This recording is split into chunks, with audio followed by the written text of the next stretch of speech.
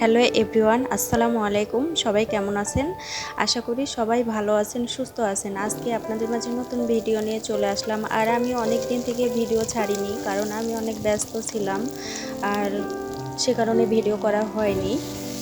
তো অনেক দিন পর ভাবলাম যে আজকে একটা ভিডিও দেই। আর আপনারা যারা যারা আমার কাছের প্রিয় আপু আর ভাইয়ারা ছিলেন, আমার ভিডিও দেখতেন, তারা প্লিজ আমার ভিডিওগুলো দেখবেন পুরোটাই। আমিও এখন থেকে রেগুলার ভিডিও ছাড়ার চেষ্টা করব, আপনাদের ভিডিও দেখারও চেষ্টা করব পুরোপুরি। তো আজকে এই তো আমি মাটির চুলায় গরুর মাংস রান্না করছি। এই গরুর মাংস আমি যেভাবে রান্না করি সেভাবে আপনাদের মাঝে শেয়ার করলাম। আর গরুর মাংস সব কিছুর থেকে মাংস রান্নাটাই তো সহজ, আমি মনে করি এটা।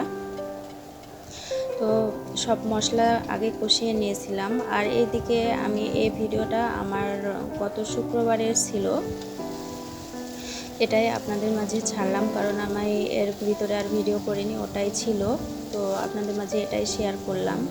তো অনেক বৃষ্টি হচ্ছে, আর এ তো মাটির চুলায় গরুর মাংস রান্না হচ্ছে। আর মাংস ভুনা বৃষ্টির দিনে খেতে ভালোই লাগে।